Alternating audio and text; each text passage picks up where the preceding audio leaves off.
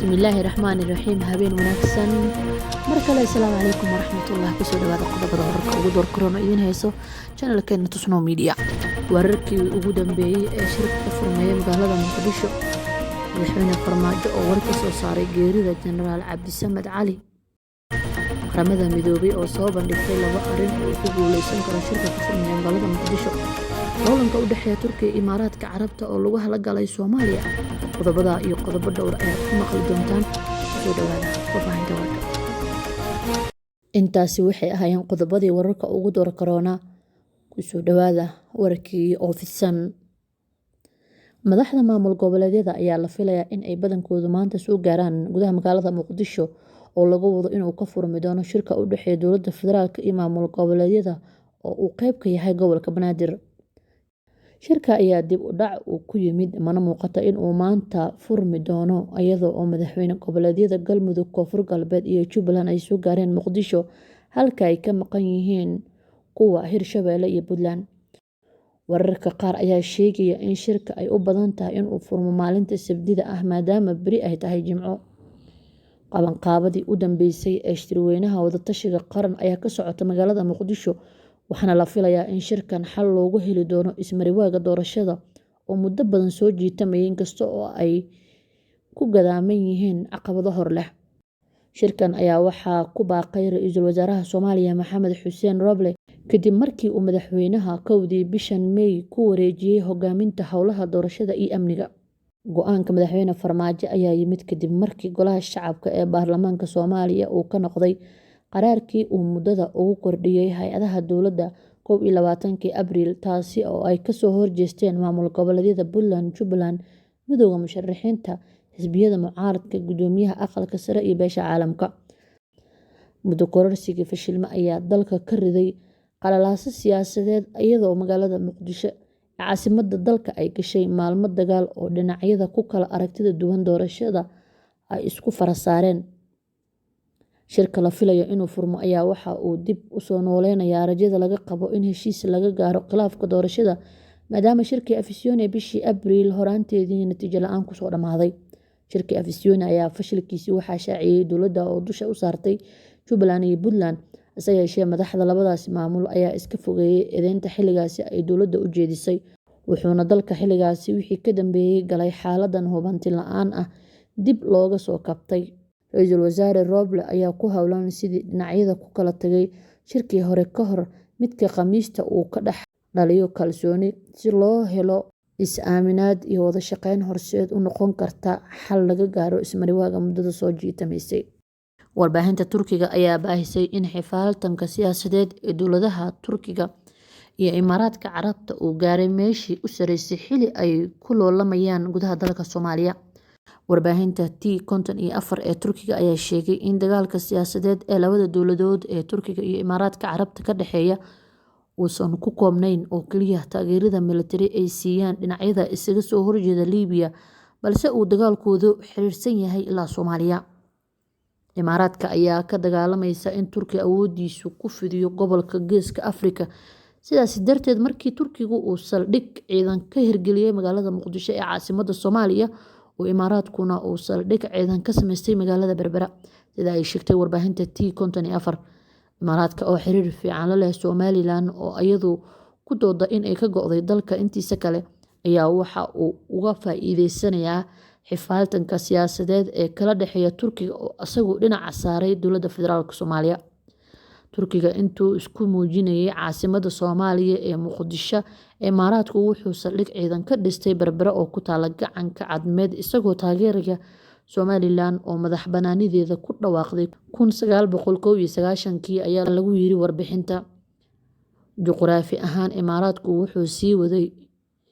inuu militari ahaan isugu fidiyo dhul fog si uu u sii joogteeyo dib u dhaca Turkiga dagaalka siyaasadeed iyo ka ciidan ee Imaaraadka iyo Turkiga ayaa si weyn u soo ifbaxay markii ay labada dowladood kala taageereen dagaalka Liibiya oo Turkigu uu taageero u fidiyay dowladda qaramada midoobay aqoonsatayna in dalkaasi halka Imaaraadku uu dhinaca saaray Generaal Khalifa Haftar madaxweynaha Soomaaliya Mudane Maxamed Cabdullaahi Farmaajo ayaa ka hadlay geerida ku timid Allaha u naxariistay madaxweyne ku-xigeenkii hore ee Puntland Generaal Cabdisamed Cali Shire Farmaajo ayaa sheegay in marxuumka uu kaalin mug leh ka soo qaatay geedi socodkii dowladnimada Soomaaliya iyo sidoo kale dhismaha dowlad goboleedka Puntland.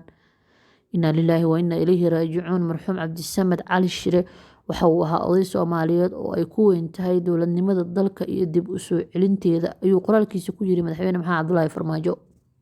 Sidoo kale wuxuu u duceeyay marxuumka isaga Alle uga baryay jannadiisa Firdawso. Alle waxaan uga baryaynaa inuu hoygiisa ka yeelo jannatul firdaws, samir iyo iimaanna inaga siiyo, ayuu sii raaciyay Madaxweyne Maxamed Cabdullaahi Farmaajo. Allah u naxariistay Janaax Cabdisamed Cali Shire oo ka mid ahaa aasaasiyaashii Puntland ayaa xilal kala duwan ka soo qabtay maamulkaasi, wuxuuna madaxweyne ku-xigeenka u soo noqday Faroole. Sidoo kale waxa uu ka mid ahaa ciidanka xoogga dalka Soomaaliyeed isaga oo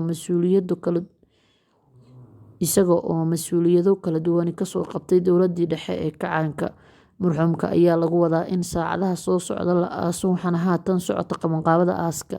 loo sameynayo oo ay ka qaybgali doonaan mas'uuliyiin kala duwan. War-saxaafadeed ka soo baxay xafiiska Qaramada Midoobay ee Soomaaliya ayaa waxaa looga hadlay xaaladda dalka, gaar ahaan arrimaha doorashooyinka iyo shirka wada-tashiga ee lagu wado inuu ka dhaco magaalada Muqdisho. Qaramada Midoobay ayaa shaaca ka qaaday inay taageero buuxda siinayso Ra'iisul Wasaaraha Soomaaliya oo isagu leh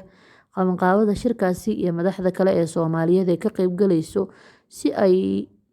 wadahadalladu u noqdaan kuwo miro dhal ah. Ra'iisul Wasaare Roble iyo madaxda kale ee Soomaaliyeed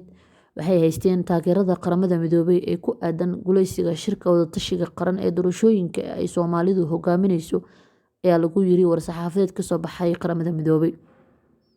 Sidoo kale qoraalkan ayaa waxaa looga dalbaday madaxda Soomaaliyeed in ay si daacadnimo ah uga qayb galaan shirka si heshiis dhab ah looga gaaro doorashooyinka. Waxaan ku dhiirigelinaynaa dhammaan hogaamiyaasha Soomaaliyeed in ay si daacadnimo leh uga qayb galaan shirka Muqdisho ka dhacaya si dhaqso looga heshiiyo hirgelinta doorashada, ayaa marka lagu yiri qoraal ka soo baxay Qaramada Midoobay. Ugu dambeyn, xafiiska Qaramada Midoobay ee Soomaaliya ayaa ugu baaqday hogaamiyaasha Soomaaliyeed inay tanaasul muujiyaan si looga gudbo xaaladda adag ee haatan lagu jiro, si ay dowladda federaalka ah ee Soomaaliya hore ugu sii socoto. Tanaasul iyo is-afgarad ayaa loo baahan yahay si Soomaaliya ay hore ugu sii socoto ugana faa'iideystaan dhammaan dadka Soomaaliyeed, ayaa lagu yiri warbixinta Qaramada Midoobay. Bayaanka ayaa ku soo aadaya iyadoo la filayo inuu magaalada Muqdisho ka furmo shirka doorashooyinka ee dowladda iyo dowlad goboleedyada, kaasi oo lagu waday inuu maanta si rasmi ah uga bilowdo, balse uu ku yimid dib u dhac ay sababeen arrimo farsamo. Ugu dambeyntiina, Guddiga Qaranka ee Tacliinta Sare ee Wasaaradda Waxbarashada, Hidaha iyo Tacliinta ee Soomaaliya ayaa maanta soo saaray liis ay ku shaacinayso 41 jaamacadood oo ay aqoonsatay wasaaraddu. Qoraal ka soo baxay wasaaradda ayaa lagu sheegay in jaamacadahaasi oo ka mid ah kuwa dalka ka jira ay ka soo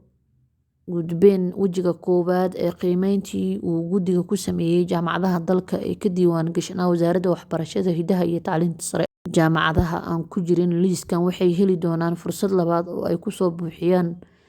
dhaliilahooda. Guddiga ayaana sida ugu dhaqsiyaha badani ula soo xiriiri doona jaamacad walba oo martay qiimeyntaasi, ayaa lagu yiri qoraalka. Jaamacadaha ay wasaaraddu soo bandhigtay ayaa waxaa ka dhex muuqday jaamacadaha Simad, Muqdisho, Banaadir, Hormuud iyo Jamhuuriya. Sidoo kale jaamacadaha ay soo bandhigtay waxaa ku jira Camuud iyo Eelo oo ku yaala Somaliland, gaar ahaan magaalada Boorama ee caasimadda gobolka Awdal. Liiska cusub ee ay ku shaacinayso wasaaraddu jaamacadaha ay aqoonsatay ayaa imaanaya xilli ay xalay digniin u dirtay 20 jaamacadood oo ku yaala dalka. Ogeysiis xalay ka soo baxay Guddiga Tacliinta Sare ee Wasaaradda Waxbarashada, Hidaha iyo Tacliinta Sare ee Soomaaliya ayaa loogu yeeray in ka badan 20 ka mid ah jaamacadaha dalka, kuwaasi oo lagu wargeliyay in ay sida ugu dhaqsiyaha badani ula soo xiriiraan guddiga si loo dhammaystiro habraaca diiwaangelinta aqoonsiga jaamacadda. Qoraalka guddiga waxaa lagu sheegay in tani ay tahay fursaddii ugu dambeysay oo ay jaamacadaha loo yeeray haystaan, maadaama 4 jeer oo hore loo yeeray oo aysan imaan sida ku cad qoraalka guddiga. Waxaan u sheegaynaa jaamacadaha magacyadooda liiska ku qoran yihiin in ay tahay fursaddii u dambeysay ee ay haystaan, kuna imaadaan sida ugu degdega badan xarunta dhexe ee Guddiga Qaranka Tacliinta Sare uu ku leeyahay Wasaaradda Waxbarashada, Hidaha iyo Tacliinta Sare ee Dowladda Federaalka Soomaaliya, Kilomitir 5 Soobe, ayaa lagu yiri qoraalkaasi. Liiska uu xalay soo saaray guddigu waxaa ku xusan magacyada 21 jaamacadood oo ka howlgala Soomaaliya, kuwaasoo lagu wargeliyay in tallaabo sharci ah laga qaadi doono haddii aysan la soo xiriirin guddiga inta u dhaxaysa 9 iyo 10 bishan May ilaa 5ta bisha dambe ee Juun. Intaa ayaynu kusoo gabagabeyneynaa qodobadeena wararka aad uga barateen janalkeena Tusnoo Media. Asalaamu calaykum waraxmatullahi.